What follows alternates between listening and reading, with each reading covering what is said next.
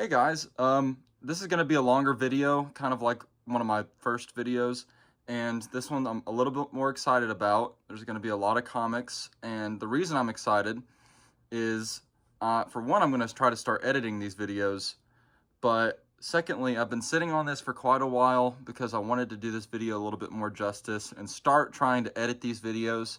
So maybe I'll have interior stuff in there, maybe I won't. We're going to have to see. Either way, I've got a lot of keys for you today. There's not going to be one comic. There might be a few, but most of these I didn't get for cheap. I saved about $2,000 and spent that much at the convention. Went with a lot of friends. I'm pretty sure I said, but we went to Dragon Con. We got to meet several creators that we loved. We got to go to a lot of cool comic shops, meet a lot of cool people, and haggle for really expensive comics, which is my favorite activity to do.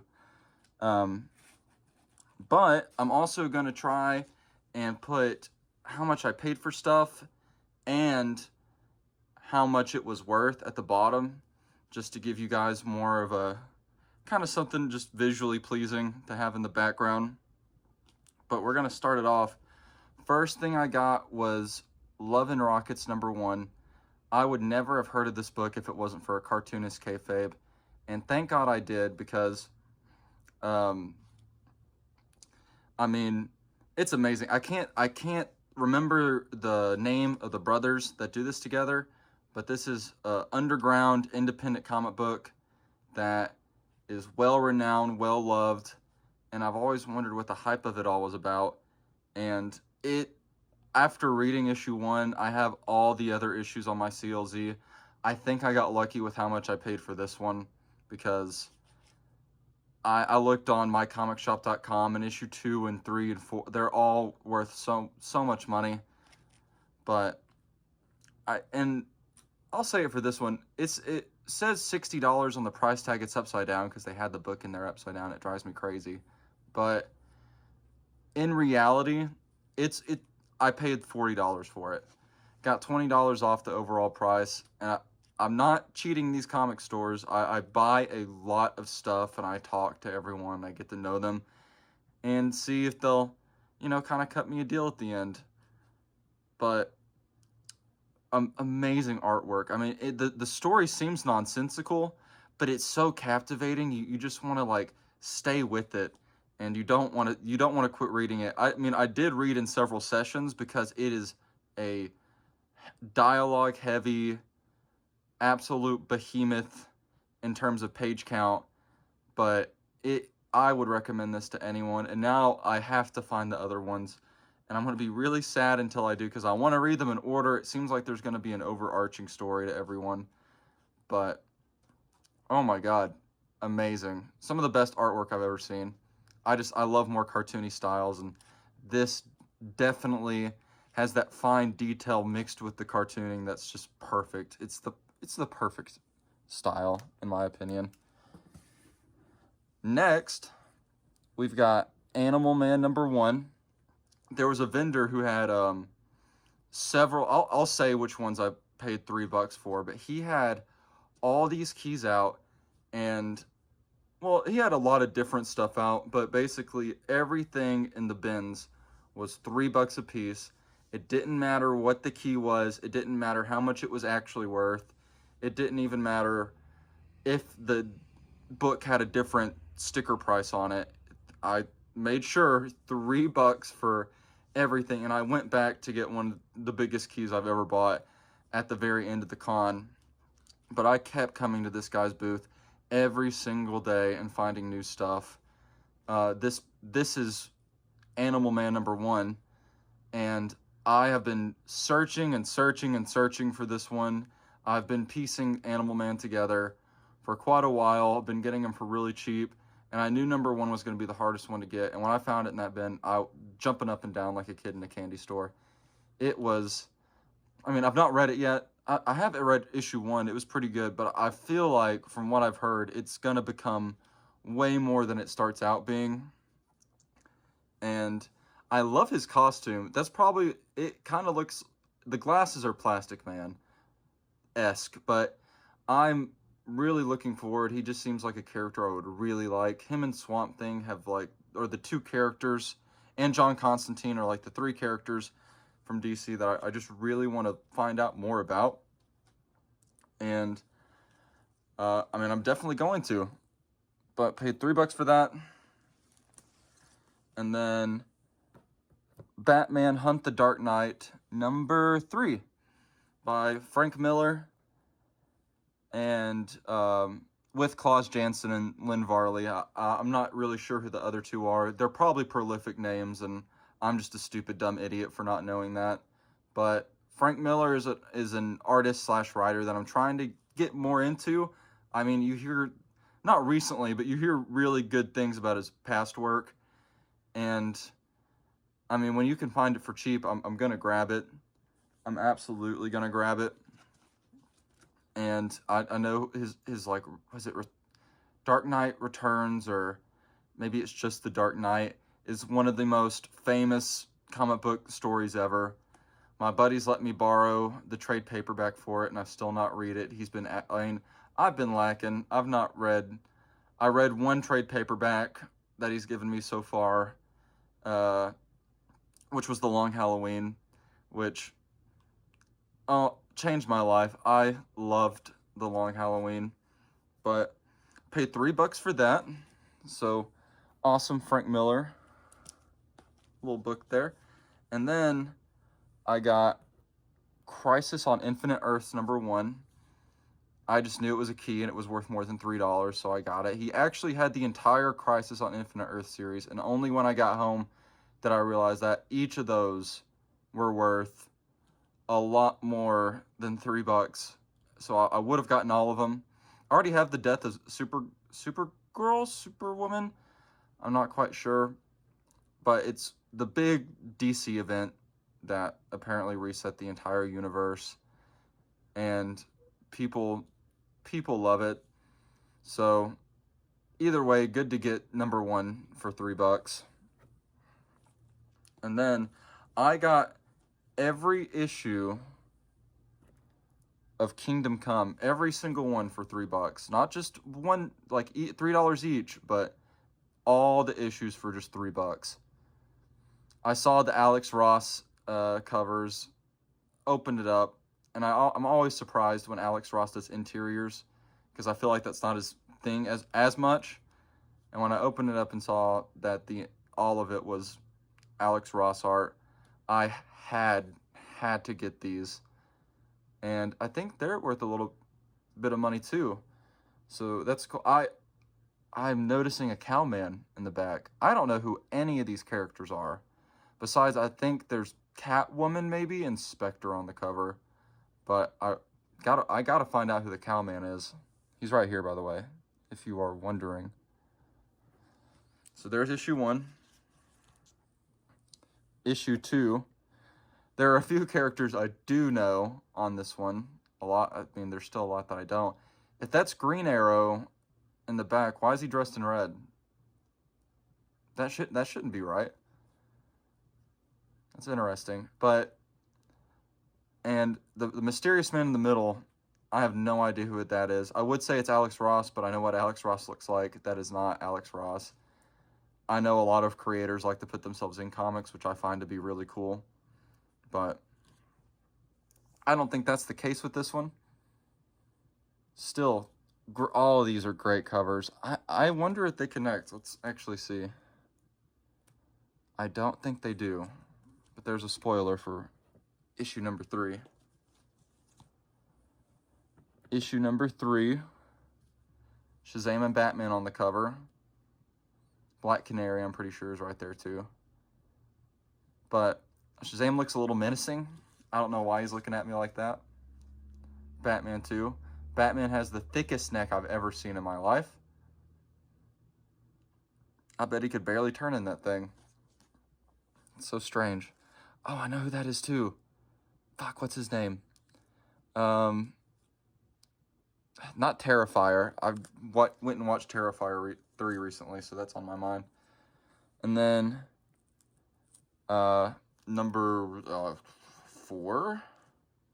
Yeah, number 4. They switched up the group shots with just Superman vaping.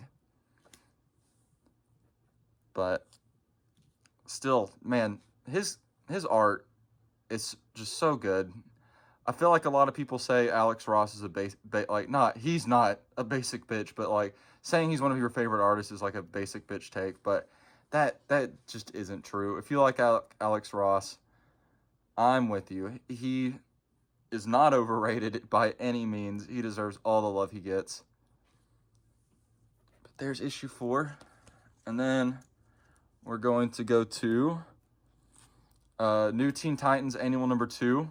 First appearance of Vigilante, also for $3. I love Vigilante. Him and the Peacemaker show is awesome. If you haven't seen the Peacemaker show, I'm pretty sure I said it in a previous video, but go watch it. It's so good. Vigilante's hilarious. He's charismatic. He's everything I want a character. He reminds me a lot of Deadpool in the show. I know he's not like that in the comics. Calm down. But either way, I've been collecting a lot of Vigilante stuff. I actually already had this book, but I paid well over $3 for it. So when you see it for $3, why not get a second copy? You know, I'm sure he'll get a spinoff eventually. He was really popular in the show, but great cover too.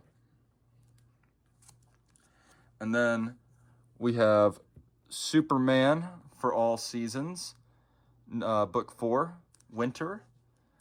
My girlfriend says his face looks silly in this, but she just doesn't, you know, she'll learn. She'll learn that Tim Sale is one of the best artists ever. After I read The Long Halloween, like it completely, I was buying Tim Sale books anywhere I could find him.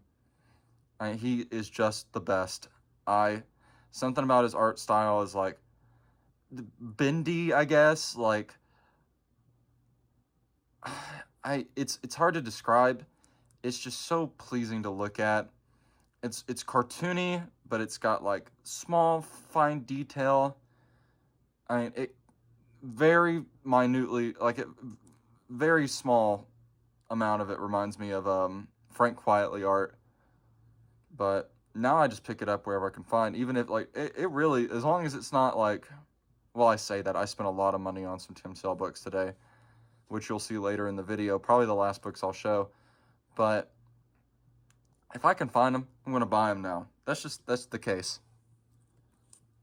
The next, we got Watchmen number 8. Keep hearing, it's regarded as probably the best comic book of all time, written by Alan Moore. And it completely changed the comics landscape. DC was very brave for putting this out from what I've heard. Still not seen the movie. I need to watch it, but I want to read the comic book first.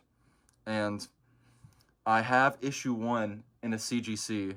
I'll show it on video if I'm doing editing right now, but I have issue number 1, and I wish I didn't CGC it, which is why I primarily don't like sending books to get graded, because I can't read it. I'm going to have to read it online, and I don't want to buy another copy of it, because it's an expensive book, but I have most of the issues. There's very few issues that I don't have, and number 8 was one of them.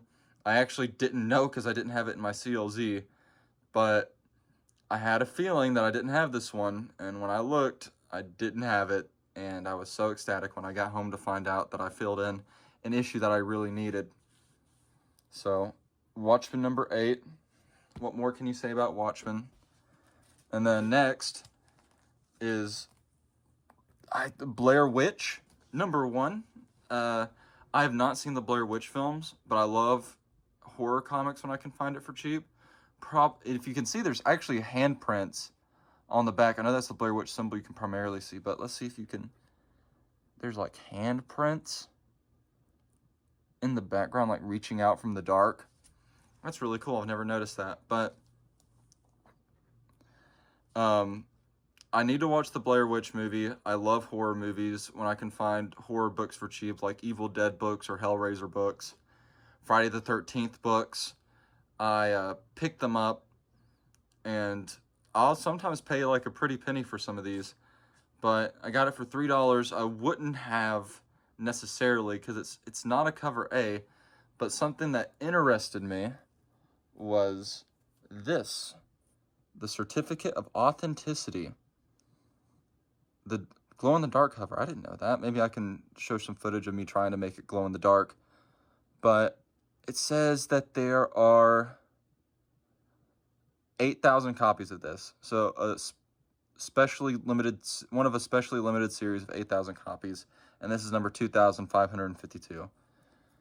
So, might watch the movie and then read that, see what it's about. See if I even like the movie first. But well, every time I see anything with the Certificate of Authenticity, I kind of want it. I don't know. It's like a moth to a flame. I just fly toward it. And then next, I hope these don't get me banned on YouTube, because they're kind of promiscuous, but this is a series called Brat Pack, another underground comic. Also heard of this through Cartoonist Kayfabe. Seemed really interesting. And I got all 5 issues for $3. So when I picked it up, I was like, oh, yep, gotta get that. Have to. I've been looking for them anyway. And to find every single one of them for $3. Not only can I read it now, but I can appreciate the artwork and the price that I paid for it. Got them for really cheap. Can't go wrong there. I know it's basically evil pedophilic versions of the Justice League and superheroes. It's kind of satire on all the superhero comics that were coming out at the time. But it follows like the younger sidekicks and what they have to endure. I've heard it's very similar to The Boys before, like years before The Boys even came out. It's probably something that heavily inspired it. But I can't wait to read that. And then, I already have all 5, so let's go through those. We got issue number 2. Very strange cover.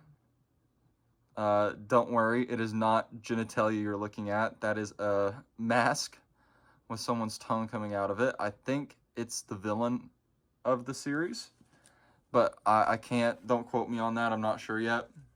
It could very well be a hero, knowing this title, but I think his design's really cool. It's just really fucked up to look at. A lot of these, God, I really hope I don't get banned for the next cover. Not the next one, but the one after it. But Brat Pack number 2. And then we've got Brat Pack number 3. Dude's taking quite a beating. Looks like he's been shot all the way up his body. He's like 50 Cent, I was going to quote the song, but I can't remember it.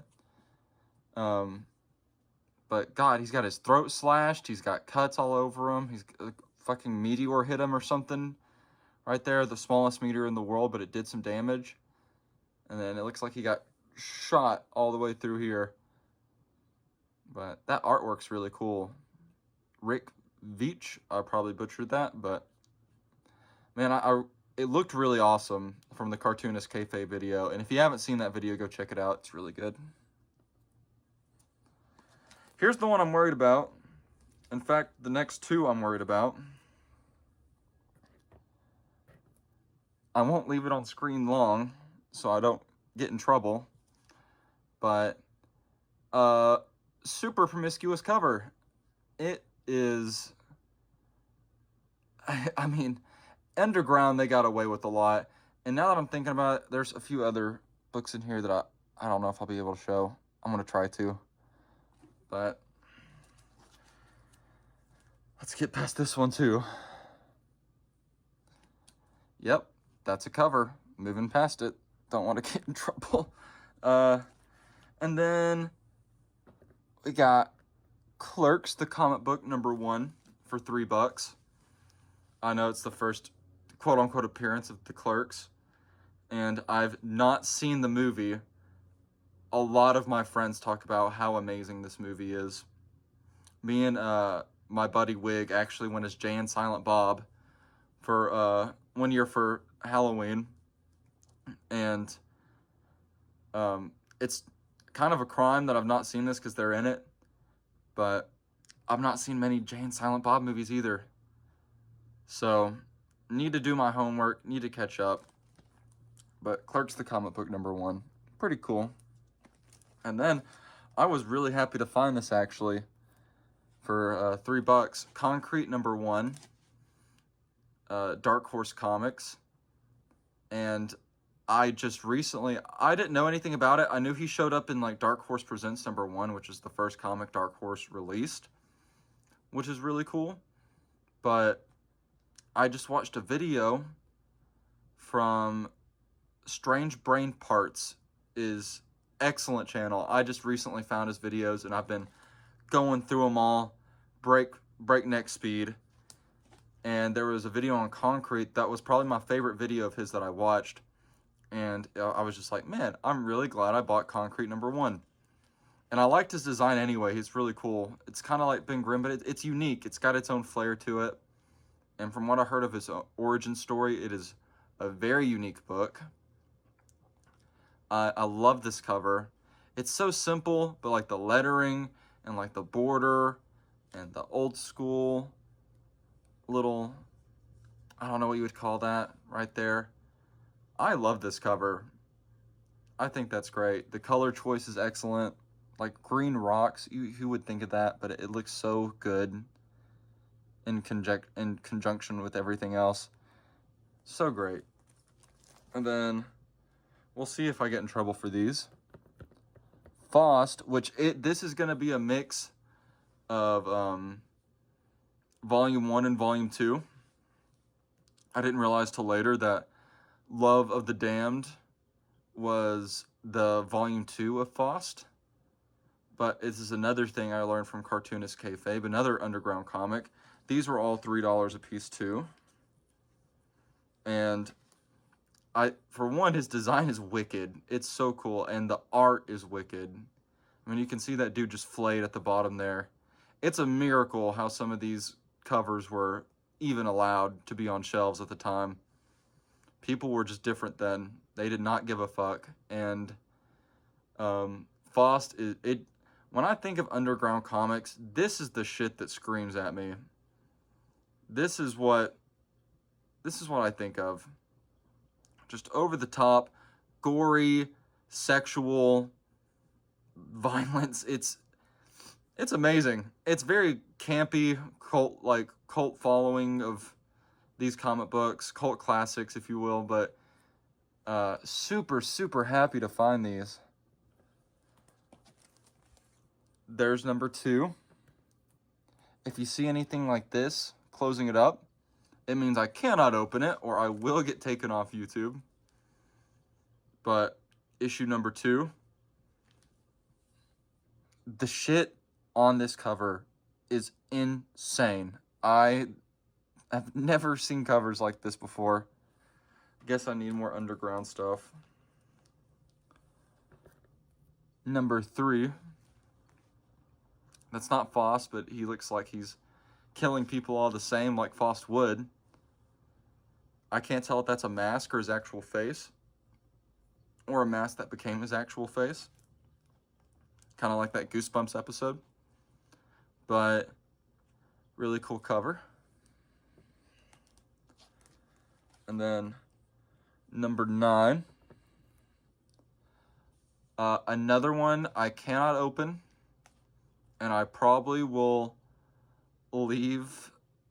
take this book off pretty soon. So, again, don't want to get into too much trouble with Daddy YouTube, but I don't know if I can show this one. We're gonna do it anyway. 10. An absolutely gnarly cover. I mean, holy cow. That is wicked. So cool. So cool. I'm sure the artwork inside the book is just as gnarly and fucked up. And then we got Godzilla Color Special. Thought this might be worth something. It wasn't, but I like Godzilla books, especially. I love this cover. This cover's awesome. Like, I love the artwork on this cover. An Art Adams cover. Okay. But Godzilla is one of my, like, favorite properties, probably, in movies. Probably not, like, top 5, but definitely in top 10. I used to watch him as a kid. Dad had his little business shop or whatever, and it was kind of in a bad neighborhood, so I just stayed in the back and watched old Godzilla movies because we didn't have many channels, and they played Godzilla and old war movies on repeat. So if you ever want some Godzilla knowledge or old war movies like Red Dawn, or there's another one I can't think of, had Sean Connery in it, but I'm the one to ask. The next, we have got all of Kick-Ass for $3. Every issue. I am one of the few people who will tell you that I like the second movie quite a bit. I know that's not common, but I do. I really like the second movie. I love Jim Carrey as an actor. I know he renounced that role once he stopped doing it, and I've not read the comics to see why people hate it so much. It's probably justified, so I won't say anyone's wrong on their opinion yet, but I might. Let me read it, and I'll tell you if you're wrong or not. But everyone's entitled to their opinion, so you know, you're still not really wrong. But then we got number 2.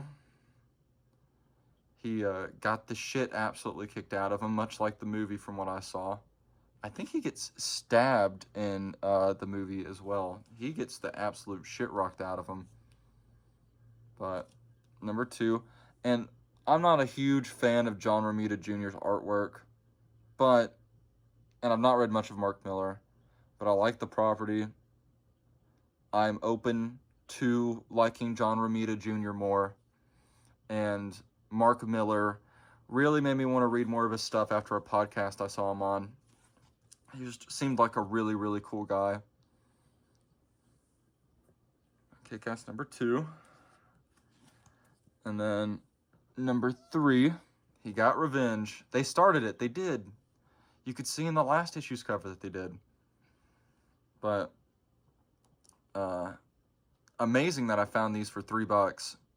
All of them. Like, I would have probably paid $3 a piece for all of them, and I can read the whole thing, which is really cool. I haven't even thought about doing that yet, but now that I have, I most certainly will. And then, one second, got number 4 with Hit Girl and her dad. Her dad was played by Nicolas Cage, and I really liked him in those movies too. Nick Cage can be a really goofy actor or really serious, and he excels at both at times. But I think he did a really good job in the movie. And I mean, I've not seen it in years. I could be wrong. I need to go back and watch it because, I mean, I did like those movies. But Hit Girl's always seemed like a really cool character. She's really likable. I know she's got her own series. I did not like at the end of 2 when her and Kick-Ass started having a thing together. I don't know if that happens in the comics, but it does not sit right with me. And then number 5. The hottest comic book in the world. You didn't see it, but I now have 3rd-degree burns for putting it on the stand right there. So, true title. Mark Miller doesn't lie. But he seems to be running from a fire, and I think I remember that scene in the movie. And then number 6. Oh yeah, his name was Big Daddy. It's always fun. And I know who the red guy in the costume is too, but I can't remember his name. Hit Girl definitely. Whoever walked up on her, they didn't walk away. Her eyes look demonic. She has pale skin and red eyes. Kind of scary. Apparently everyone in this series has blonde hair. I thought Hit Girl had purple hair, though. I could be wrong. But literally in the next cover, she has purple hair, but I guess it could be a wig. No, not the next cover, the one after it. But he gets his ass kicked again in issue number 7. Barely hanging on to life. Seems to be a common theme in this series, is to get your ass kicked. Poor guy. Getting held up. And back to the John Romita Jr. thing. I really do need to read Daredevil Born Again. And I know he's done a few Spider-Man issues, but I'm stuttering. It just doesn't, every time I've seen his artwork, I'm like, it's not my favorite. I never really hate anyone's artwork. I've never been a hater, really, of anyone that I can think of's artwork. Even the recent Frank Miller covers that are kind of trash, I'm like, well, he can try something new. He could not be trying at all, which is what people say online, but maybe he's trying something new, guys. And then number 8. Pretty long-running series from a series. We got Hit Girl and Kick-Ass together. Really cool cover. I like his art on these covers, so that has to mean something. And I'm sure Mark Miller's capable of, I mean, it was a hit. They've had several sequel series and spin-offs, so I'm excited to read it. Maybe I'll do a review on it. Next, we got Wind number 1, the A cover. This was the last Wind. I've collected them as they were coming out, but I have variants for issues 1 through 3, and would piece together. I have to have the cover A still. It's one of the very few series that I got a variant before I got the actual issue, and I know this went up in price, like about $10, but I mean, when I found it for $3, I was super excited. I really like this series. I love it. Written by James Tynion IV. Good fantasy epic. If you like Bone, you'll probably like Wind. Or if you like Twig by Scotty Young, you'll like Wind. A little more, nah, I wouldn't say that. It's about the same amount of, like, actual adult storytelling and violence and actual stakes as in Bone. But the coloring is amazing in this. The art's amazing in this. The characters are really likable. The setting is really cool. The story with Wind and his origin and how magic works in this universe is just really compelling and interesting. I think it's being adapted, and I'm definitely going to check it out when it comes out. Unless it happens to be like Bone, where it gets canceled and I cry about it for, you know what, no, not even for like 2 months. I'm still crying about it. But Wind number 1. And then we got Alpha Flight number 33. This is the first appearance of Lady Deathstrike. I know the importance of some of these issues. Bear with me if I'm not sure on a few of the other ones. But already had this issue, paid quite a bit for it, found it for $3. How are you not going to get it? It's like a $25 to $30 book, and Lady Deathstrike is really cool. And this is a better condition than the copy that I had. I'm almost positive.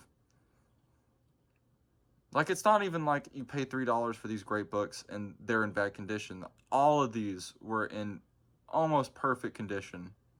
Like, grade-worthy issues. And I wish I got the guy's name, but I'll find out next Dragon Con and get him to, maybe a few of you can go get some books from him. Then we got Amazing Spider-Man number 257. I'm pretty sure it's a double key. It's the first appearance of Puma, I want to say, or maybe the second appearance. But the big thing is that I think his name's Ned, Spider-Man's friend in the live-action Tom Holland movies. who is apparently very different in the comics. It's revealed that he is the Hobgoblin in this. This is about a $50 book, and I got it for $3. Not only did I get that one, let's see if I can do this here. I got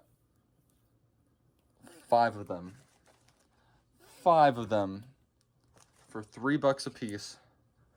So the value on that alone is just insane. Insane. I dropped a few books there.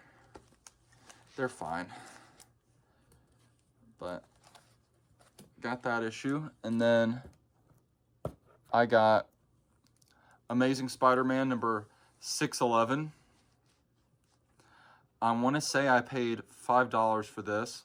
And right before I paid $5 for this, I was at a vendor who I did buy some stuff from when their prices were, you know, within their actual value. But the thing is, sometimes you'll find vendors who have amazing deals. Sometimes you have vendors that are right on the money. And then sometimes you have vendors that overcharge the shit out of books. I almost paid $40 for this book. Tried to talk him down. He wouldn't do it. Went to another vendor there. Got it for $5. And I'm a big, huge Deadpool fan. 3 of these drawers that are behind in this the book that I'm showing you now, in like the bookshelf, are 3 whole drawers and a half are just Deadpool books. I almost have every book with Deadpool like in the name, and I still I have like all of Uncanny X-Force by Rick Remender, and was so excited to find this cover because I've been looking for it everywhere. There's a second print variant that's worth more that I want to get too, but Deadpool giving Spider-Man the thumbs up, and you know, him having the cable gear on is just awesome. Really fun Scotty Young cover. My friend actually, we didn't realize it until later, but had that Deadpool Scotty Young drawing on his hat. And just amazing. Amazing, amazing, amazing find. Love the art. Love Scotty Young's art. And then, for $1, I got an old Deathlock the Demolisher book. Love Deathlock. Really cool character. I have his first appearance, but I want to know more about him in particular and his old stuff. And this spans off his first appearance in Astonishing Tales. And just a super cool, super fun cover. His design is so weird, but for some reason it's so charming. I love Deathlock. Very weird character, but very cool at the same time. Then for $3, I got Avengers number 257. This is the first appearance of Nebula, who in the movies, and I'm pretty sure in the comics too, but she's the sister of Gamora. And I like the character. This book is, I would never pay how much this book's actually worth, but to find it for $3, I'm definitely not going to say no. And then this is another copy that I got of it. So, super cool find. And then Avengers number 269. This is a key and it's worth money. And I mean, I got it for $3. That's why I got it, because I had my seal or my key collector app out, looking at every little bit of it, like every comic, see what it was worth. And I was pretty much just grabbing stuff when I saw that it was worth something. Same with this book. I don't know why it's worth anything. Maybe I'll put something at the bottom that says why it's worth something. or the key significance of it. But Black Panther, I think volume 2 or 3, but got it again for $3. Written by Christopher Priest. My buddy Ryder was telling me how great this run of Black Panther is. So, and they had a lot of issues there. I wish I got more of them, but I didn't. I was just key hunting and personal, but like by the time I knew that this was a good series, I had already not picked them up. So, what can you do? And then issue 50. This is worth something too. I can't remember why. It's the first appearance of someone. But not a really cool cover, but worth something. So I got 3 of them. And then next, Captain America number 275. Another key that I can't remember why it's worth anything. Really cool cover. I'm pretty sure this is the run that everyone likes. I can't remember exactly what run that is, but I know this is a key. I got 2 of them. And then number 290. This is the first appearance of Red Skull's daughter. I'm almost positive. And I think she shows up in one of the Marvel shows that's going on right now.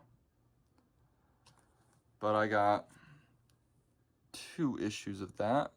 Pretty cool. I like how they didn't make Captain America stick out. They made it black to fit in with her. Really cool choice. Really good choice artistically, I think. It makes the cover stand out a lot more than what it would. And then we've got Contest of Champions number 1. All 3 or 4 issues for $3 in total. My camera just fell for a second, so if there was a cut there, that's why. But I love the cast of characters that's on this. There's some like smaller characters. There's like the main characters on like the very front of it. Gets more obscure the further you go back. But I know it was like a big deal at the time. So there's number 2. Love that cover, actually. Really love that cover. And then number 2. I know a lot of these are actually worth something. So that's always fun. Not the main reason I collect comics, but when you're at a show like that, might as well get cool stuff. If you see it for cheap, it's worth a lot. There's number 2.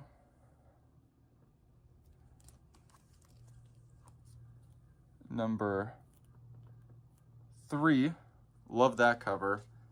That is the first appearance of Oblivion. I think it's like a $10 book, but I was looking for that, or maybe it's not Oblivion. I think that's Iceman. This is the first appearance of someone. I will, again, put it down at the bottom if there's any key significance in the book that I forgot to say.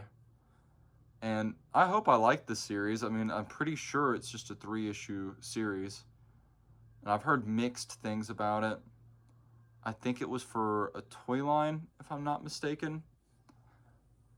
But definitely going to check it out. And then I've seen this go for a lot before. So I made sure to get it. But Daredevil number 1 from volume 2, written by Kevin Smith, art by Joe Quesada. Kevin Smith played Silent Bob in Jay and Silent Bob. He's also the main comic book man in the show Comic Book Men, even though he's barely in the show.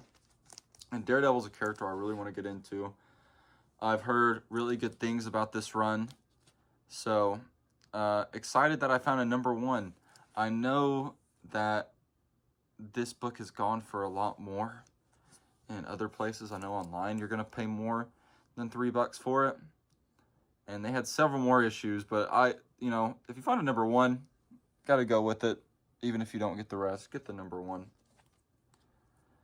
Then Hawkeye number 2 from the Matt Fraction run. I've been really trying to get this run, piece it together where I can. I'm pretty sure this is a key 2, but I really anything Matt Fraction's involved with has this really interesting style to it, and he's not even the artist. I'm pretty sure he could be, but almost positive he's a writer. But Immortal Iron Fist had very similar design layouts to this Hawkeye series, so I'm wondering if in his scripts he writes what kind of layout and how he wants things laid out. But Hawkeye is a character that I've warmed up to over time. I don't like old Hawkeye, but the way they've taken the character is really cool. He's really funny. He's a very likable character. So really, and to get a number 2, there's only like, I mean, there's a couple issues I needed this one, and they're mostly all expensive. So was super excited to find that. And then Howard the Duck, number 18. Howard the Duck's a really underrated character. I really enjoy Howard the Duck. He's actually probably one of my favorite Marvel characters. Best friend to Man-Thing. But Howard's interesting because he's a duck that obviously, but he comes from a different world, and he accidentally got stuck in Earth 616 and then can never leave. His whole thing is trying to get back to Earth. But master of Quack Fu, and there's a ton of history to Howard. At one point, the original creator tried suing Marvel to get rights to it. Apparently, it's canon, not in Marvel, but to fans, that Howard left and went back to his original universe because of some series. It might have been Destroyer Duck. I can't remember. But apparently it's sort of canon among fans that after that series, the Howard in the main universe is actually the one that they swapped him out with in that comic. And there's several other things about Howard. He had several votes for him for president in one of the presidential elections as this was coming out, because they had buttons that they were selling that said Howard for president. And Disney tried to sue Marvel and was basically kind of hit the hammer on the creator's head and said, all you have to do is put pants on him. He put pants on him for an issue. Howard throws them away at the end of the issue, and in the next issue, he doesn't have pants yet again. A big fuck you to Marvel and Disney, which is well deserved. I know in the later runs they did put pants on him, which kind of sucks, but issue 20. If you want to know anything about Howard the Duck and his comics, they're very weird, and that's the fun of it. All the villains are really funny, like Dr. Bong, Sud, the scrubbing bubble that walks like a man. Super interesting. I mean, if with a character like Howard the Duck, how can you not just be silly about it? And then I got the Immortal Hulk, number 13. Just recently started reading this run, and there's only a few issues that I need, and it's agony because I had the first 2 issues, read those, fell in love with it, and then have to wait until I find like issues 3 through 6. And that's a lot to read online if I want to, and I really don't. I would rather find them. But God, it aggravates me to no end. And I've been looking for them, haven't been able to find them. My luck. I would pay over for them if I had to, just to have the chance to read it. It didn't, some might say it revolutionized, or no, it brought energy back to the Hulk that was missing for so long. It had a new take on Hulk. One of the most important comics of recent memory for sure. Al Ewing really brought Hulk back into like the eyes of readers. And all the Alex Ross covers are amazing. They're so good. But I found number 13, one of the last ones I was missing, for $3. And number 14 for $3. Awesome finds. So cool. That cover is incredible. That's just such a good cover. And then, I know these are from Peter David's Hulk. I'm not sure why the significance, because I wasn't at the time trying to piece together Peter David's Hulk, but it's really convenient now that I am. We got 331, and I got 3 copies of that. And then I have 342. This has significance to it too. I don't know why, but, and that kind of looks like a Toad from the future. He's an X-Men villain, straddling Hulk, and obviously the leader right there. And I'm pretty sure that's Todd McFarlane. It is McFarlane artwork. McFarlane's awesome. Love his work. Glad I got these because they're some of the more expensive issues of this run. And now that I'm collecting them, what a happy accident. Number 377. I do know the significance of this one. This is the first appearance of Professor Hulk.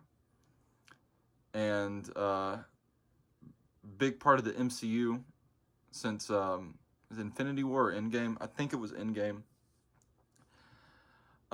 They kind of skipped a lot, though. They didn't really show how it happened in the MCU, or I think they might have said something about how it occurred, but just kind of lazy storytelling. What's new with the MCU, honestly? There's hits and misses everywhere. With every bit of gold you get, there's a little bit of shit in the corner. But I got number 377 twice. Another copy, and great cover. I love that cover. And then Machine Man number 18. This is worth money because,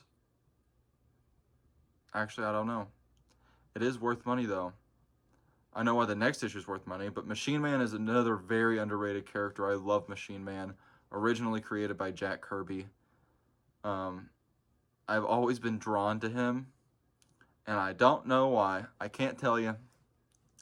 He is not like RoboCop. He's a smart ass, but I think it's the Jack Kirby artwork that drew me in originally, but his designs, some would say it's not good. I love it. I think Machine Man is a very cool character. And then number 19. That is the last issue of Machine Man and the first appearance of Jack-O-Lantern, who I really, really like as a character. There he is right there. He appeared in the Rick Remender Venom series when I was a kid that followed Agent Venom, and I really enjoyed him. I don't think he stays around long, but I did really like him. I was like, oh man, what a cool character. And then I think he gets killed off right after. But this cover's funny because I don't know if you can see it, but you have a fat Superman right there and Batman right there hiding in the back. I didn't notice that till I got home, and it gave me a good laugh. But Machine Man number 19. And we got Marvel Premiere number 18. This spawns from like the original Iron Fist's first appearance is in Marvel Premiere.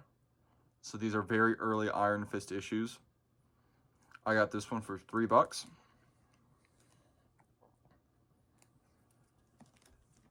And I got this issue for $3, number 24, the Monstroid. Iron Fist is actually in my top 5 favorite Marvel characters, maybe. Top 10 for sure. I don't know about the color choice on his costume all the time, but I have always been interested in him as a kid. He drew me into like buying his comics for whatever reason.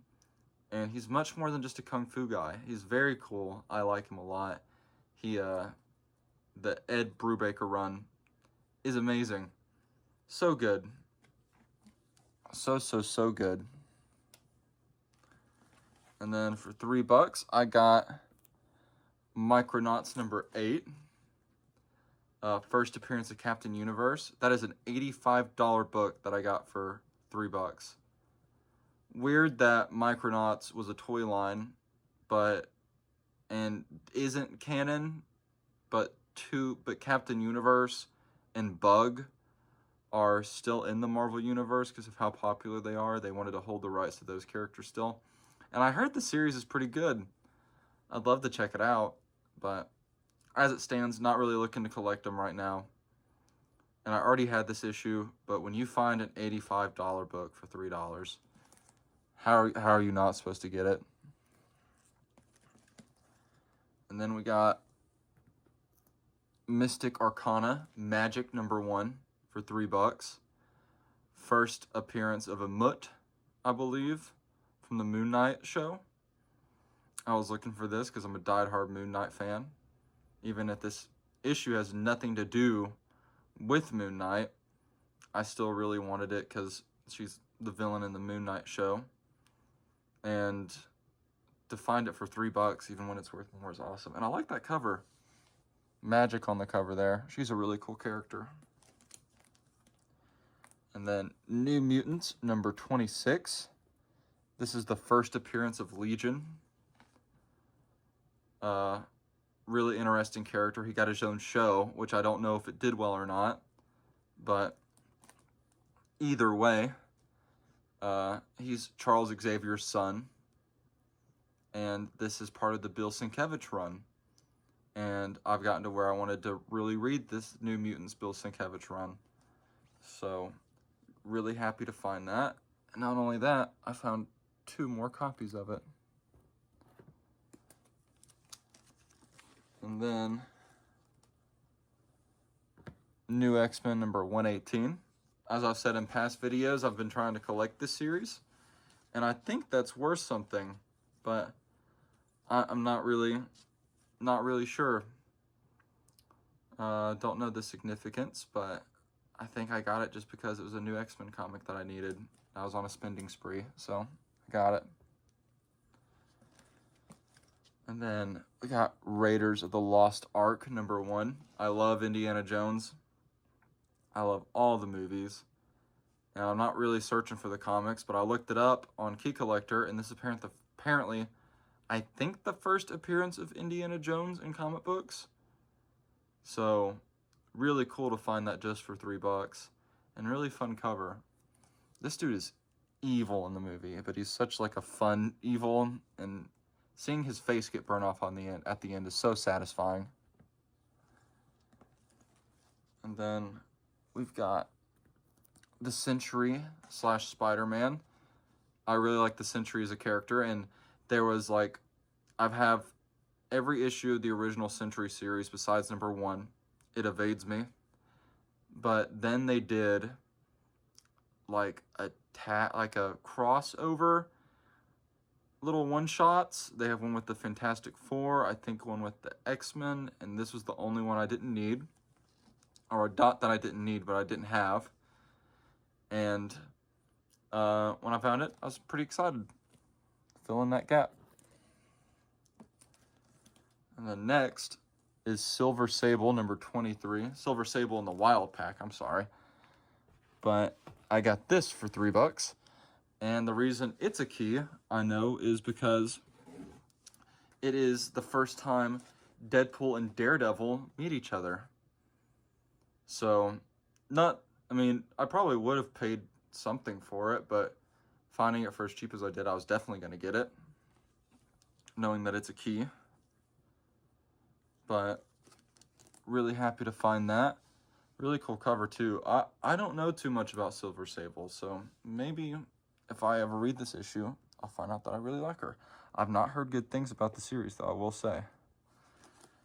And then next, Sleepwalker number 1, baby. I have this issue. I love this issue. I love this character. I love this series. He is in my top 3 Marvel characters of all time.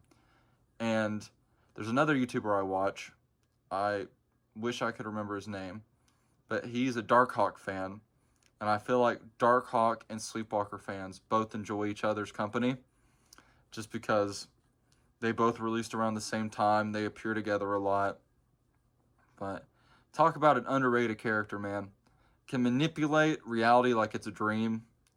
Comes from the mindscape where he protects people's minds at night from like, it's like a whole new world, and things will try to enter your mind and take over and kill you while you sleep.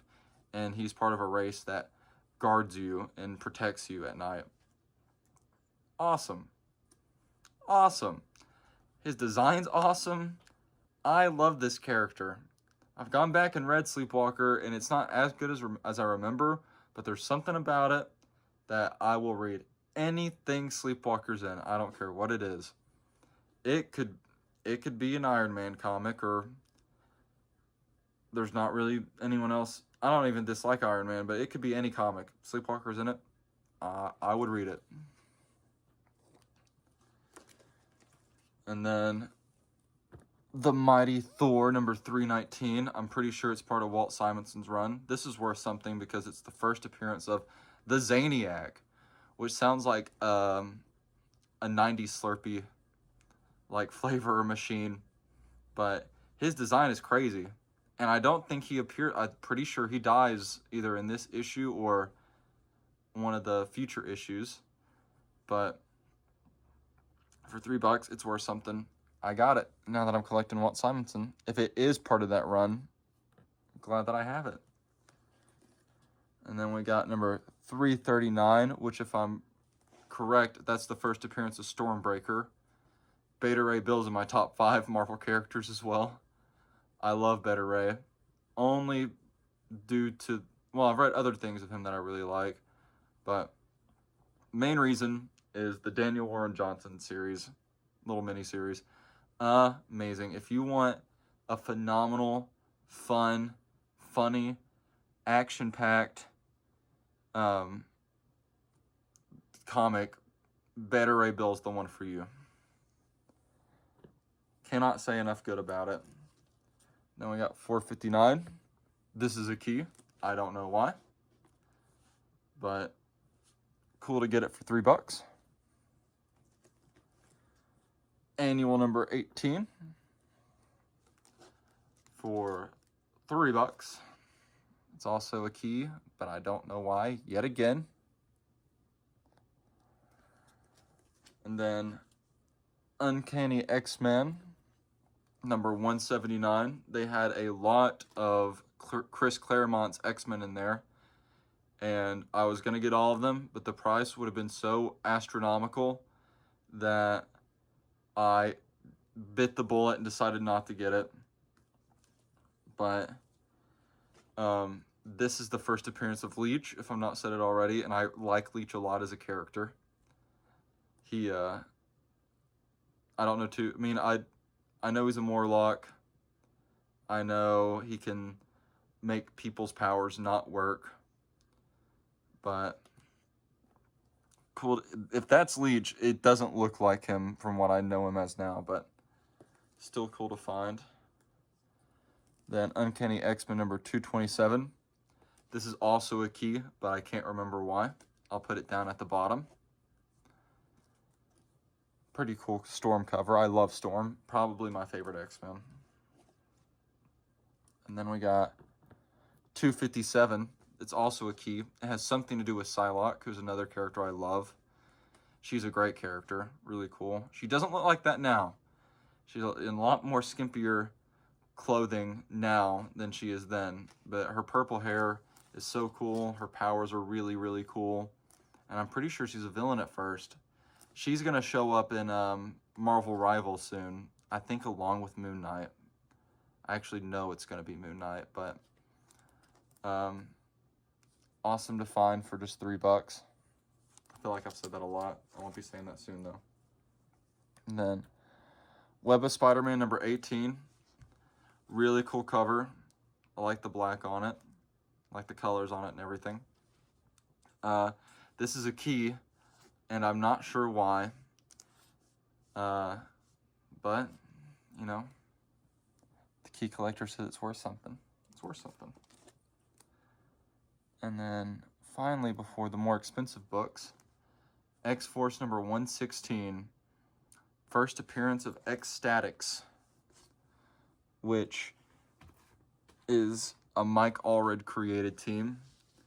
They've been in several videos, so I'm sure you already know about, or have heard me just yap about this team, but it's already a first appearance that I've had, but really, really cool to find it again for just $3.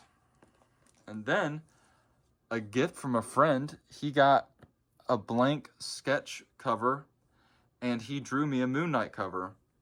Me and him are working on our comic books together to try to get published, but he surprised me with this. He's like, I got a present for you. I was like, oh, really?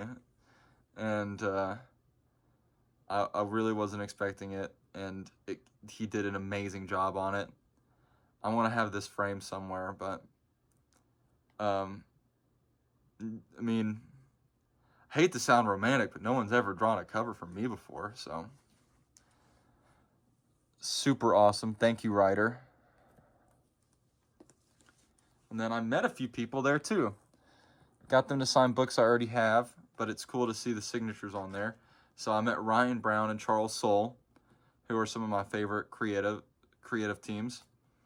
And they were super nice, gave me some tips on writing and getting into the industry. And I got a Genie plushie, actually. It's over there. I might show it on video. But they signed this, and Ryan Brown did a little drawing for every single one that he signed. So you got the little genie right there. And then got Curse Words number 1, another phenomenal series by them. Amazing. But he drew Margaret right there, the little koala bear. And then Ryan Brown's solo series that he did just by himself, God Hates Astronauts. He did the little ghost, as you can see right there. Hit it right there. Super awesome. Not got the chance to read this one yet.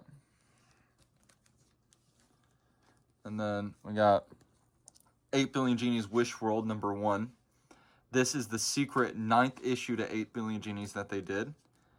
And they didn't publish it, but they published it they made it for themselves, and then thought that it was good enough to like release only at conventions.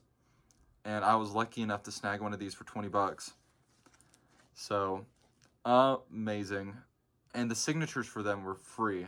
I had to pay for, I think, everyone else's signatures, but they signed it for free. So meeting them was probably my favorite experience at Dragon Con. Like, by far and none.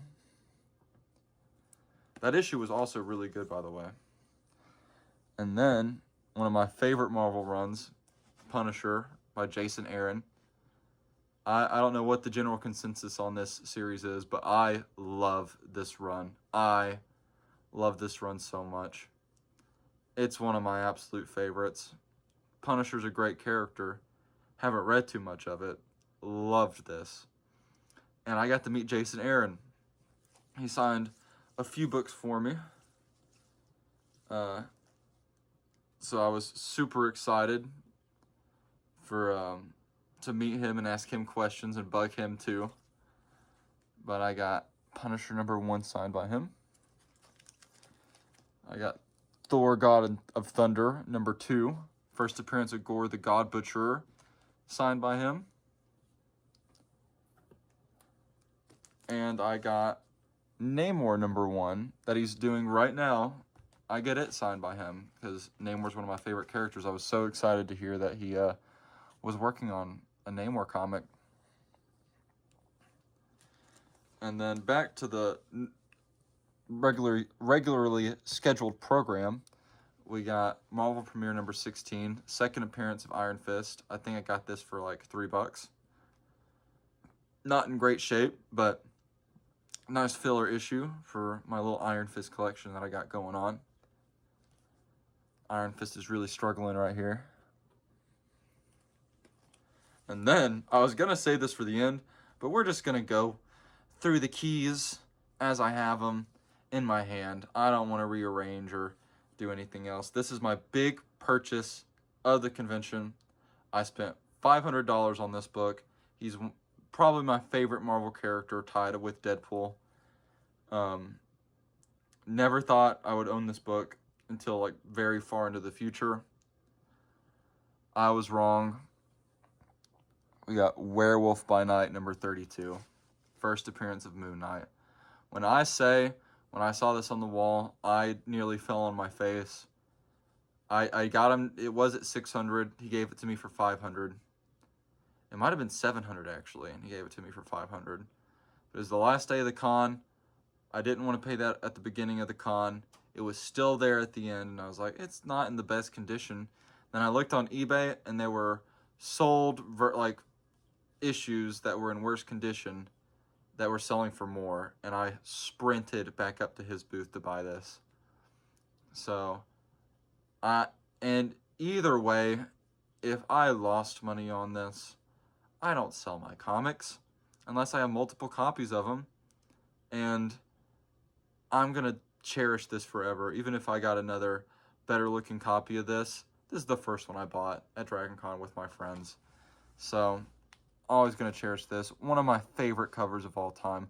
Moon Knight, I think, comes out of the gate running with how they presented him. I don't know if he has DID at this point or not, but dude, I love Deadpool, but I've really enjoyed more Moon Knight runs than I have Deadpool runs.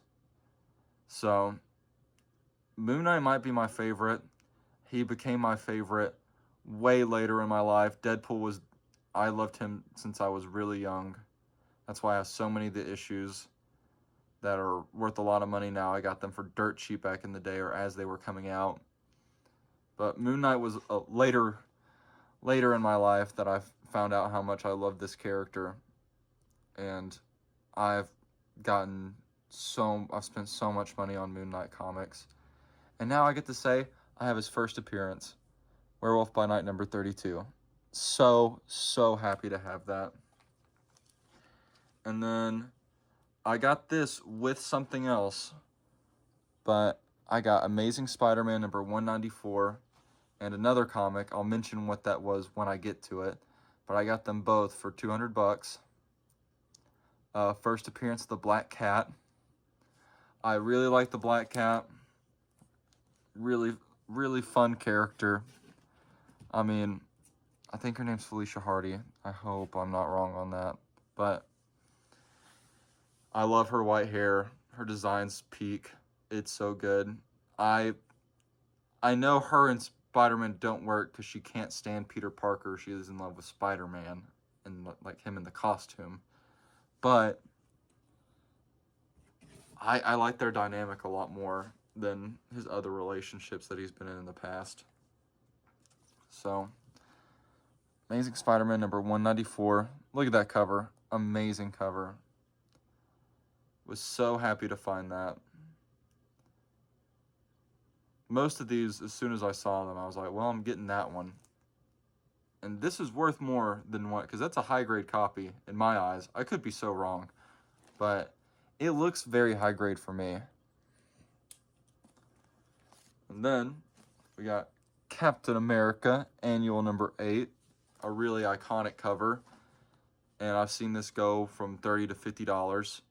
Got it for $3. I know I went mostly over the $3 stuff earlier, but some of these were just too good to group them with the others that I wasn't really sure about. I know why this is a key. It's iconic. That cover's amazing. Wolverine's, I don't know why magma in fire is coming off of the shield and past Cap and past Wolverine, but that cover is just so sick. So sick. One of my favorites of the haul. And then, I'm actually not sure what I paid for these, but I was looking for them and I found them. We got Daredevil, the Man Without Fear, number 111. First appearance of the Silver Samurai, who I've seen him in Secret Warriors by Jonathan Hickman, and I've played him in Marvel vs. Capcom 2. His design is sick. It doesn't look like that. It changes more into the 90s. But this, I actually don't think this is part of Frank Miller's run. The next issue is part of Frank Miller's run. But I really like him as a character. I don't know if he's basic or really what he's about. I'll research that later. But he's so cool. He's just a samurai for all I know. But his design later on is so clean. It's so nice. And I want to get first appearances for characters that I find really cool or really interesting or I want to learn about. That's just how I am. And this is no different. But look at that weird orange. He kind of looks like Deathstroke, now that I think about it.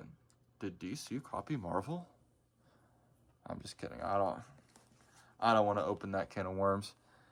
I know Marvel's copied a lot from DC. Anywho, Daredevil number 174.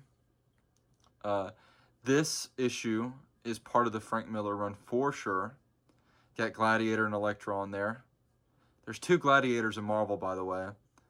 I'm not sure which is the fan favorite. I like the other Gladiator quite a bit because I think his powers have a pretty neat, are really cool.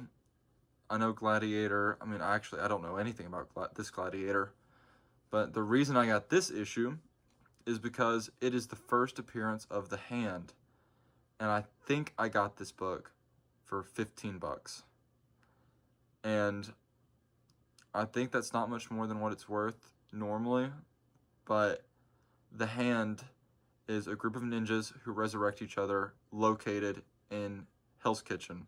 And they worship some demonic being called the Beast. And it's a major plot point in the Punisher by Jason Aaron run that I adore. And after that, I was like, what is the first appearance of the Hand? And I looked it up. And so I've been looking for this issue for quite a while since that came out. And was really happy to find it at Dragon Con. And then another $3 book. We got Deadpool the Duck number 5, the last issue I needed of Deadpool the Duck. A combination of 2 of my favorite characters, Howard and Deadpool. And that cover's amazing. My buddy Guy will probably really like that cover. But I'm really excited to read through this now. I'm definitely going to. Maybe tonight, if I have time. I know this video is going to be long as shit. But my dad called me in the middle of this, and I was like, I hope that's nothing too serious. But Deadpool the Duck number 5. Super happy to find that. And these are the last issues I needed of Despicable Deadpool. I got them for $3 a piece. Hate that cover. I hate that cover. Anything that's like trying to be hip and cool that fails miserably at it, it just doesn't sit right with me. I partially blame the Ryan Reynolds Deadpool movie's humor for the way Deadpool's sometimes portrayed to be like unicorns and rainbows and all that, tacos or chimichangas or whatever. But either way, I do really like the Deadpool movies, not to diss them or Ryan Reynolds or anyone, but Despicable Deadpool, some of the last issues I needed, so of course I'm going to pick them up. I've almost got every Deadpool issue, like I said, and these were some of the ones that eluded me. Number 292. I actually do like that cover. Him writing his list as he's on his way.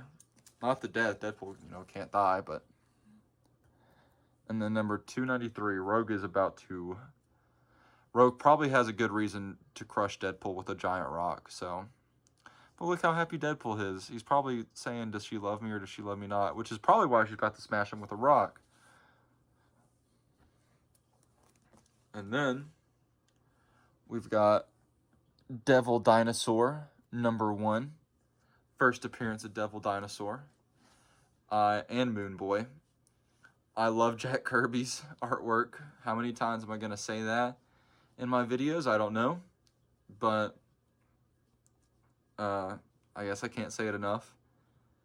And I really like that he got the opportunity to make a comic in the 70s after years and years. And they were like, what do you want to make? And he's like, red dinosaur, red T-Rex, which is awesome. He gets his red skin by getting thrown in lava and barely living, which isn't how that works. But it gives you the excuse to have a giant red T-Rex in Marvel canon. So I'm not complaining whatsoever. And I've been looking for this issue. I got this for 20 bucks. Probably less than that, actually. But I'm going to say 20 bucks. So, super happy to find that. Love that cover.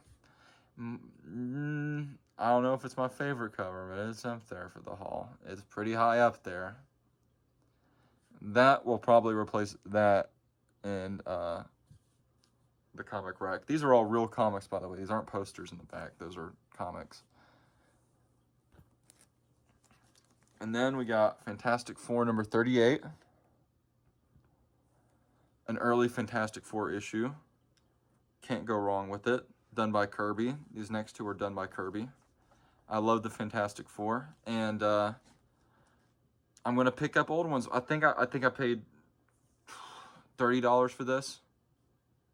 I just wanted it. Didn't care that it was 30 bucks. Got it. Oh well.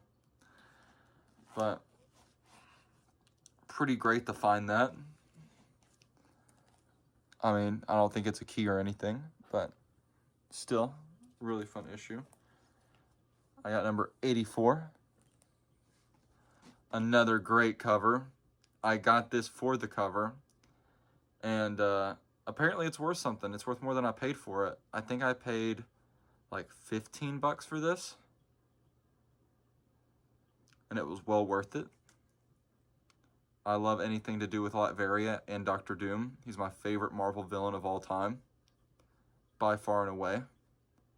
So, was just super happy to find that. And then I got number 265. This is when She-Hulk joins the Fantastic Four in the John Byrne run. Not worth much, but still just a $3 book from that one vendor. And, you know, I've heard I might start trying to collect the John Byrne run because I've heard it's really good. And I collect Fantastic Four anyway, but I've kind of pushed this era to the side because I didn't know if it was any good or not. And then watching the My Marvelous Year podcast, it apparently is pretty good. And then we got number 273 for $3. This is a key. First appearance of Reed Richards' father. I don't know too much about his father. I know very little, but apparently he goes into the future and becomes a warlord. So that'll be weird and interesting to find out. Fantastic Four has a lot of interesting moments throughout their history. Just a lot of strange keys for whatever reason. And then I already had this issue, so I'm not going to talk about it too much, but Fantastic Four number 274. The thing clobbering through the page. I got this because I thought I didn't have it, and I did have it, so what can you do? And then I was so excited to find this. I paid 40 bucks for it. Giant size Fantastic Four number 4. First appearance of the Madrox Multiple Man. And I've been looking for this for quite a while. Since I started reading X Factor and fell in love with it. And Multiple Man became one of my favorite characters in my top 10. And he's pretty different here than he becomes later down the line, but because his suit is too much, they're doing too much with that, but I collect giant size and annuals of Fantastic Four anyway, and it being that, and the first appearance of one of my favorite characters, easy buy, super easy buy. And if you haven't got the chance, please read. Please read X Factor. Next, we got Giant Size Man Thing number 4.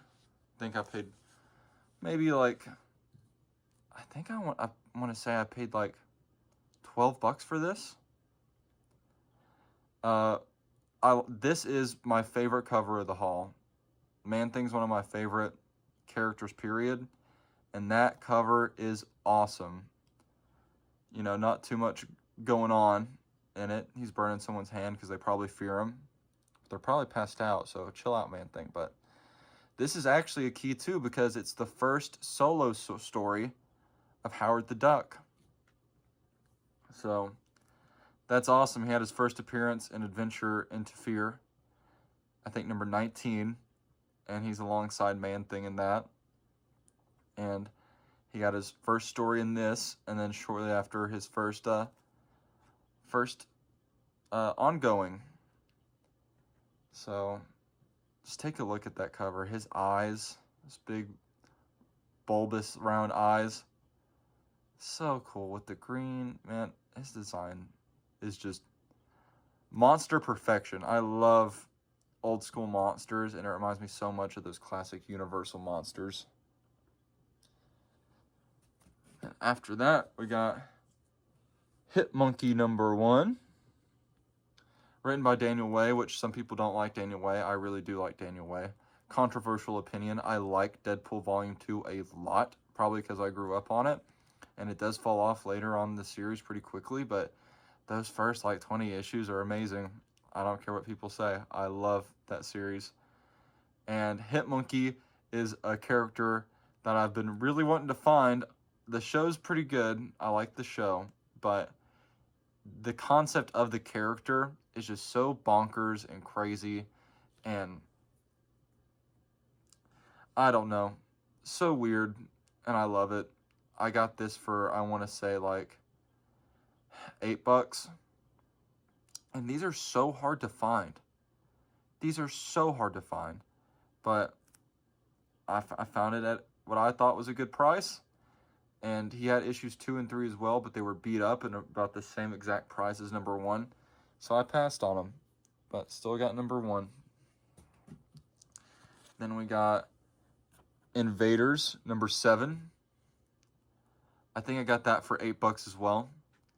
Which is, okay, so this is the first appearance of Baron Blood, but more importantly, it's the first appearance of Union Jack. And I really like Union Jack. I've said that for almost every character, but I do really like Union Jack. He hasn't ever had an ongoing, but he's had miniseries, and I've really enjoyed his miniseries.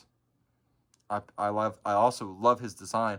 His first cover appearance is in number 8, which I was going to get as well, but number 8 was $30 when this was way cheaper, even though this one's worth more. So I think they got confused on the first appearance and first cover appearance, because I mean, I got away good with this one. So first appearance of Union Jack, Invaders number 7. I'm also collecting Invaders when I find them for really cheap, because it's got Namor in it. And then for $50, I got Marvel Zombies number 1, written by Robert Kirkman, who wrote The Walking Dead. And when I was a kid, I didn't realize I was not getting cover A's of these, but all the covers are so good. I've actually got to meet the guy who does the covers for these. They're all homage covers of like classic Marvel covers, but they're like zombified, and they're just amazing. I love them, and I love the first. I've only read the first volume so far, but I collect all the Marvel Zombie stuff because I really, really like issues 1 through 5 of the original Marvel Zombies. I mean, I love this series. It's so, the zombies are more like Evil Dead zombies, which is really, they're really fucked up. They have emotions, but they're driven by hunger. So they can talk, they can think, they know what they're doing is wrong when they're eating people, but they're still smart, they're still cunning, they still have their powers. and they're filled with regret after what they do. But in the moment when hunger takes over, they get hungry really quick, and when they get hungry, they go into a rage and can't control their emotions until after they've ate and they realize what they've done. Really gross, really cool body horror, a twist on everyone's favorite characters. So much fun.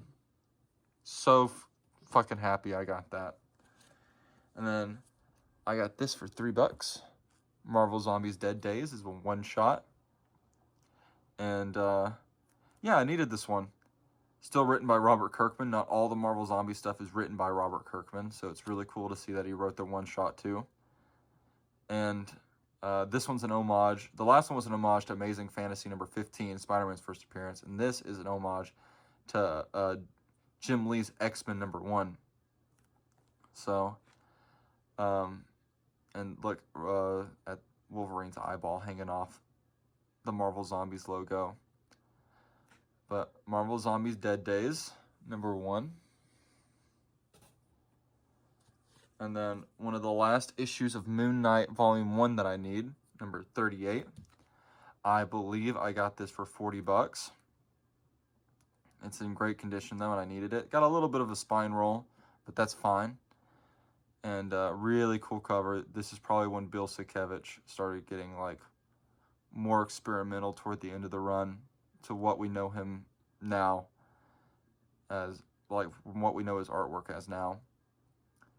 Yeah, this is the run that really fleshed out Moon Knight. Gave him D.I.D., gave him Jake Lockley and Stephen Grant. So this really did a lot for the character, and he would not be as in-depth and batshit insane if it wasn't for this volume of Moon Knight. So really happy to find that. And then I got Moon Knight, the second miniseries in the 90s, number 2. And these are so hard to find. They are almost impossible to find. I've looked everywhere. I'm trying to get all the Moon Knight stuff. This seems like it would be such an easy find, and it's not. I've been looking for these for years. I'm still missing number 1 and number 3, but I was lucky. When I saw these at the con, you would have thought that I found the first appearance of Moon Knight, which I did, but you would have thought I found another key that I'm really looking for, because I mean, everywhere. They're nowhere. It looks like he's messing with Iron Fist there, so that's it. No, there's 2 Iron Fist looking guys, so that's interesting. Got number 2 and number 4. So, big hell yeah. There's the same symbol that was on those dudes' chests last time. Maybe they ended up being aliens, but excited to see what this series is like. I've not heard anyone talk about it, which does not... I don't know the creative team, so that's not the greatest thing in the world. But either way, I'll probably enjoy it because it's Moon Knight. I've got some characters where it doesn't even have to be a good story. I will probably like it if they're involved. And then we got Moon Knight from Volume 4, which started off having David Finch artwork. It's the volume where he fucking saws off Bushman's face with a moon dart and wears it around his house. It's where he really goes off the deep end. But this is number 27. This is a first appearance. I can't remember why. I'm pretty sure I paid $30 for this.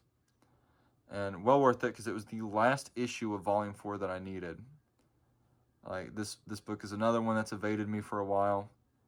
And I pulled up my CLZ, was like, I do need this issue. So, I got it. And then another book I got for $3 is Nova from Volume 4, number 6.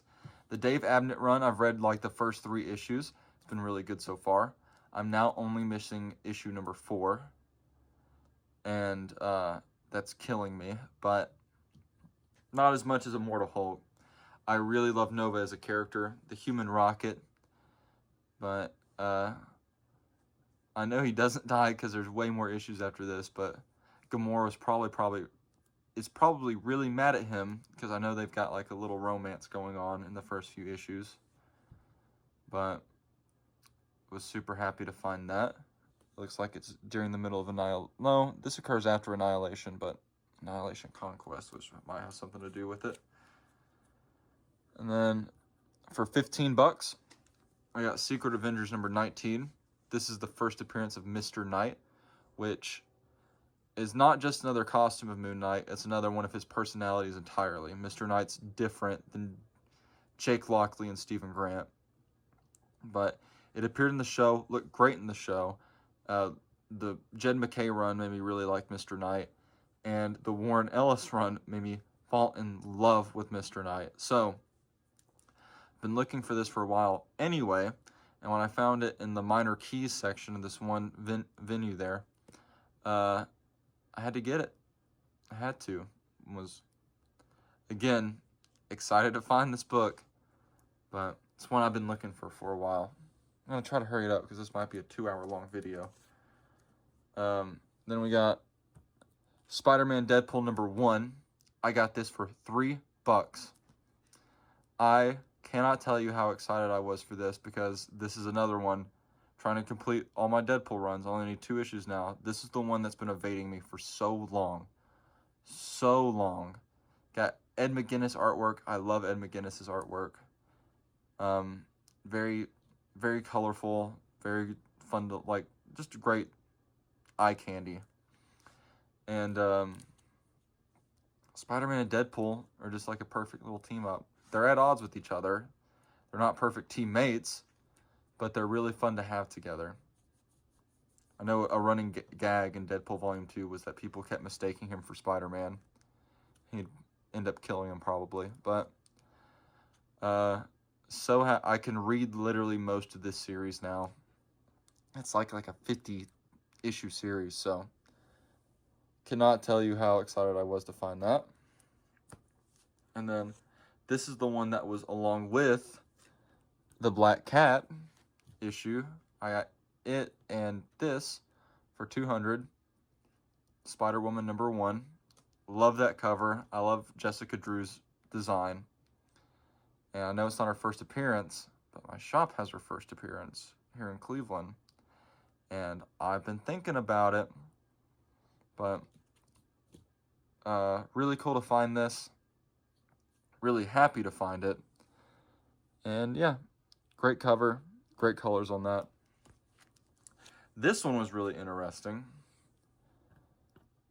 Stan Lee meets Dr. Doom. I was like, how weird. And I was buying all these comics for this one vendor, and had that, and it was $8, and I was like, look, man, I'll pay you normal price for everything that I'm buying from you, but can we go lower than $8? And he said, you can have that for free. And I'm like, oh, okay, thank you. And was so happy to have found that. I need to shut up. But yeah, Dr. Doom, one of my favorite characters, meeting Stan Lee. I opened it. He doesn't meet him until the last panel. And it's like they don't really even meet up. So kind of pissed about that. But the cover alone makes it... And I got it for free. So the next, a few Tales to Astonish issues. Number 76. This is... how we got our Namor stories. Like, I'm saying that like I lived there to see it, but this is before the Submariner comic in the 60s is what I'm trying to say. And I actually don't know how much I paid for these. Probably like $10 a piece. But got number 76. I thought this is one I've seen before and I've sworn I had, but then since putting it in my CLZ, was able to realize that I didn't have this book. And I got number 82. Which, is this even a contest? Namor would wipe the floor with Iron Man. I'm not an Iron Man hater, but I'm saying you're dealing with a guy who can take on the Hulk. So, yeah, it's not a contest in my eyes. I feel like Namor would rip that son of a bitch out of his armor in seconds. But got that. Really like that cover. And then another big key. Thanos, don't know which volume, but the Donny Cates run. Number 13. This is the first appearance of the Cosmic Ghost Rider, who is Frank Castle, who became a herald of Thanos. And Cosmic Ghost Rider, if you've not seen what he looks like, there might be some in here. He is sick looking. He is so, so cool. And I've been looking for this all over the place. It's a $100 book. I got it for 80 bucks. The people there were really cool. And yeah, he comes out swinging. I opened it up. The first panel he's in, his first literal appearance in the comic, is him just tearing through the galaxy, like going at 1,000,000 miles per hour. He looks so dope. He looks like heavy metal Ghost Rider in space. I don't know how else to describe it. His design is so cool. And then for 3 bucks, I got Thor, God of Thunder #1, about a $20 book that I got for 3 bucks. Already have this issue. Now I have 2 of them from the Jason Aaron run. So that was a great find. And then number 4, great find. I think this is one of the last ones that I needed. And I didn't realize Assad Ribic did the artwork for this. That's awesome. I love Assad Ribic's artwork. But this is the series that introduced Gore the God Butcher and a lot of really cool story points for Thor. But got number 4 for 3 bucks. Really good to fill those in when you can for cheap. And then, so happy to find this. West Coast Avengers #46. I'm pretty sure I got this for like 7 bucks. And the Great Lake Avengers is a joke team. Sure, yeah, whatever, dude. But I have to tell you, they've got some pretty... It's just a really funny cast of characters. Can't remember her name. She's not a huge part of it. There's Big Bertha, who's a supermodel, but she can make herself really big. She can inflate herself and has super strength. There's Doorman, who is my favorite design out of all of them, who can walk through walls, but there's a kick to it. I can't remember exactly what it is.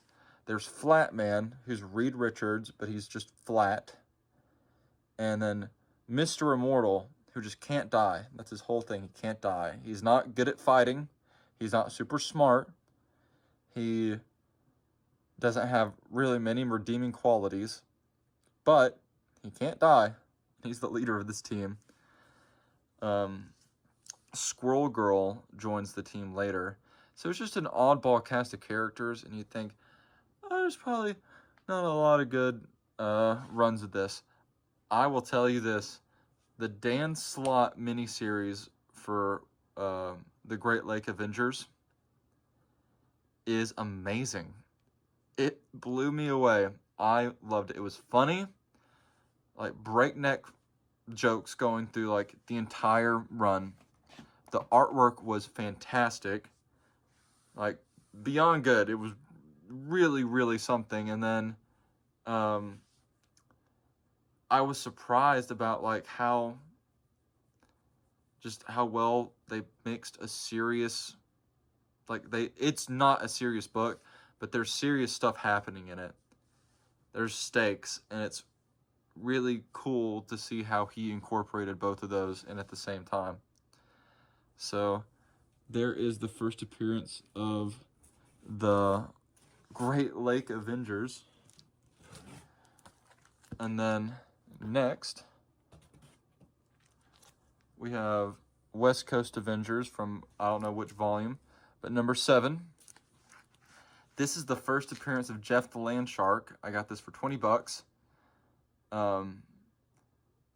I got it for 30. But Jeff the Land Shark is Gwenpool, who is Gwen Stacy from our world, like a real person from our world. In the it's confusing, but she is a big comic fan, and her favorite character is Deadpool, and she for some reason gets transported into the actual 616, and she becomes Gwenpool because Deadpool was her favorite, so she becomes a superhero and stays in this world because she likes it more than the Earth that we live in. And her pet is Jeff the Land Shark, who's a little puppy that's a shark. And he's a healer in Marvel Rivals, and he's my main. I've come to really like, he's one that I was like kind of interested in buying. Then I played Marvel Rivals. When he came out during the beta while I was playing, I was like, I have to find and get this first appearance. So that's what I did. I got it for about $10 less than what it's worth, I'm pretty sure. But well worth it. So glad I could find that. This was actually from the vendor that made you pay more, and this was under what it was worth, which was surprising. And then 2001 A Space Odyssey, which is based off the movie, but for some reason it was how Machine Man got introduced. And though the rest of this book, like this series, doesn't take place in Marvel canon, Machine Man is canon. And like I said before, I love Machine Man. So, and I've been looking for this book for quite a long time. And it's not even worth too terribly much. I think I got this for $10. But the fact that it has eluded me for so long, I was so happy to find it out in the wild. And yeah, cool cover, Jack Kirby cover, which he later took and made Machine Man into his own series. But super happy to find that. And then I've talked so highly of this series, and I only read the trade paperback and fell in love with it. I think you know where I'm going with this. I got Batman The Long Halloween. I got all 13 issues for like $200. Actually, I paid $180 for it all. Talked them down just a little bit. I think with tax, it came... I can't remember. I want to say I paid $180 for it all. And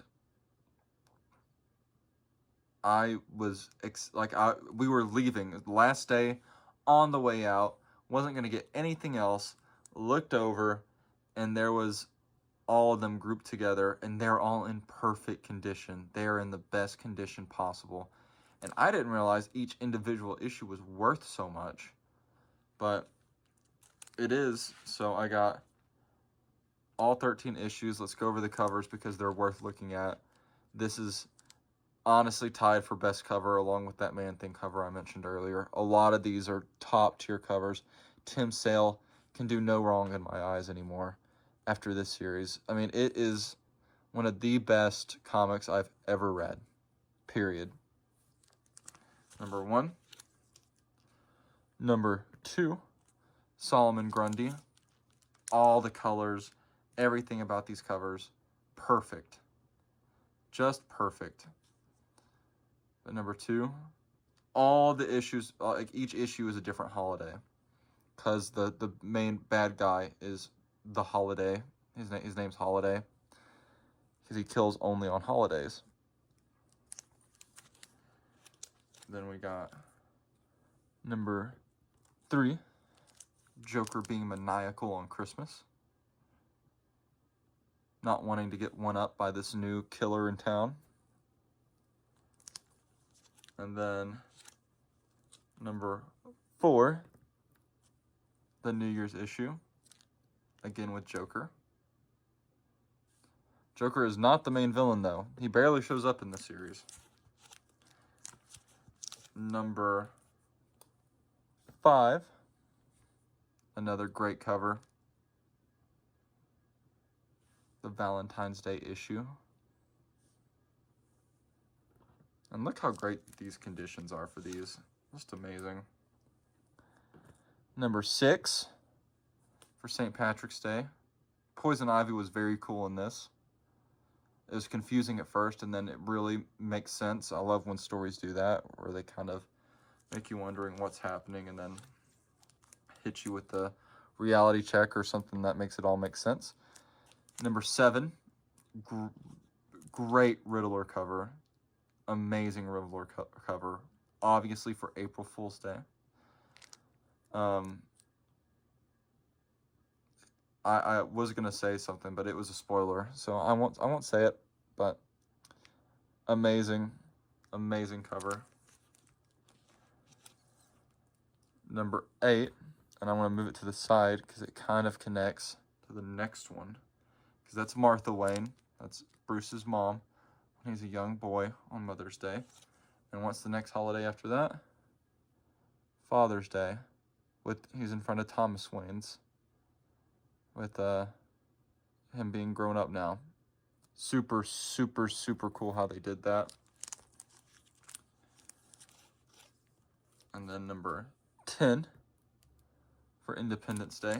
I'll stop saying they're all great covers because they're all really good. Number 11.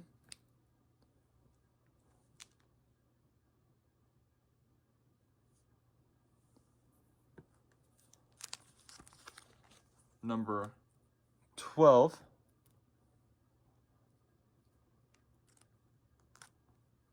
I really love how they did Harvey Dent in this book too. Amazing. And number 13. Another great cover. I'll move that back this way. Another great cover. Like, so good. I love jack-o'-lanterns. I think they make for good designs. And the half and half is so good, especially with Harvey Dent being such a big part of this series. The covers on that are almost poetic. And then we're rounding up. There's not many left. It probably will be a 2-hour video, but that's fine. DC, The New Frontier, number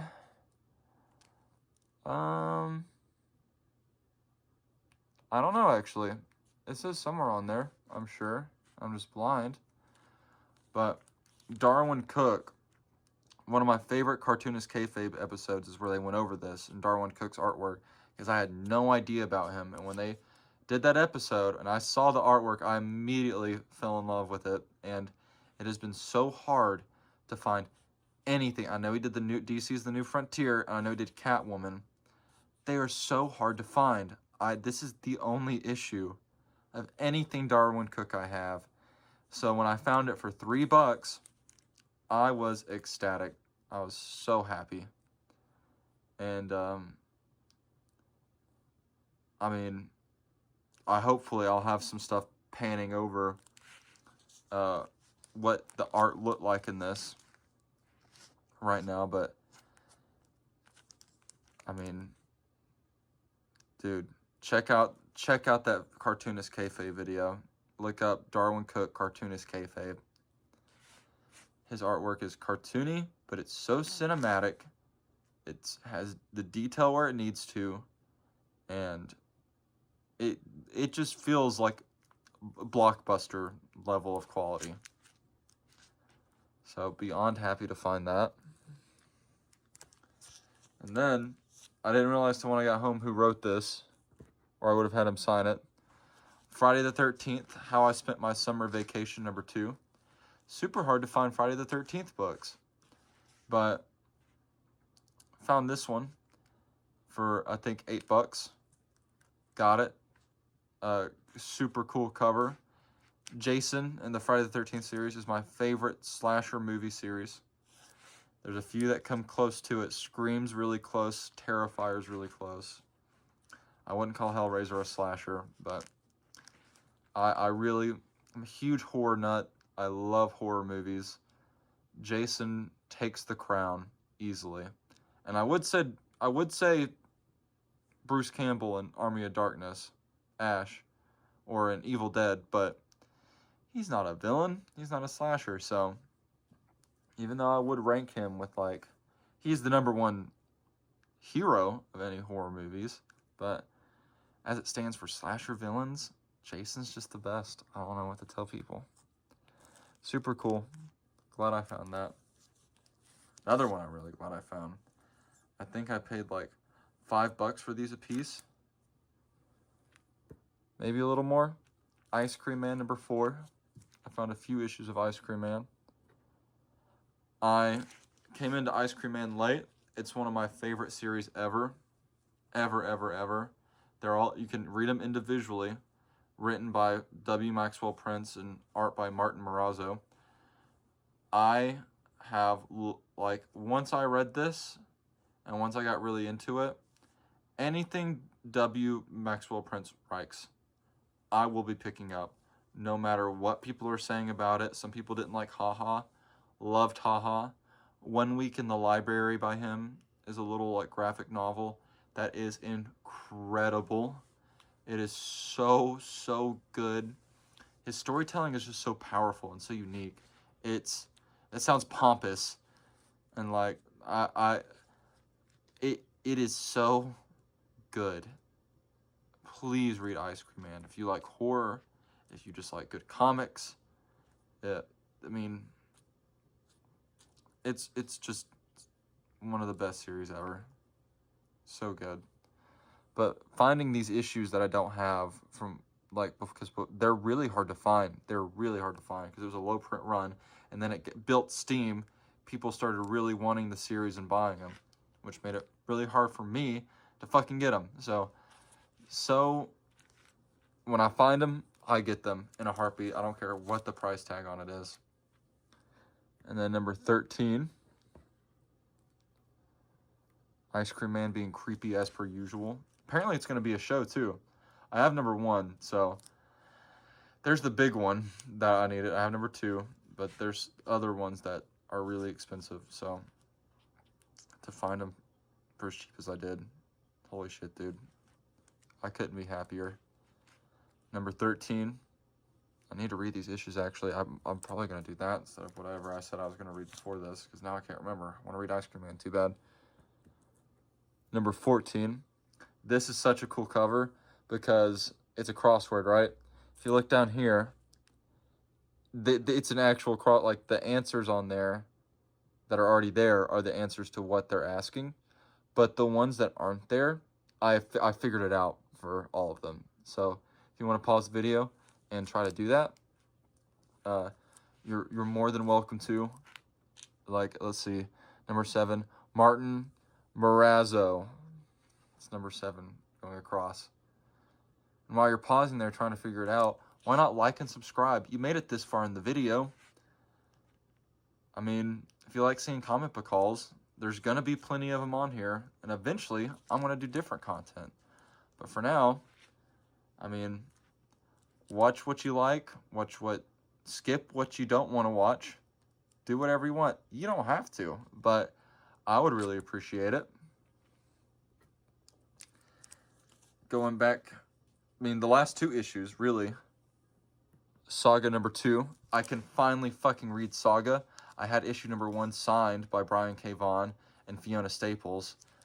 And I had issue number, like, 4 through 50. And the only 2 that I was missing were number 2 and 3. I'm pretty sure. I could be wrong on that. But I found one of these for 20, one of them for 30. And when I saw them, they're really hard to find. I got them immediately because Saga is so good. I used to have the trade paperback when I was in high school, when I used to buy those, and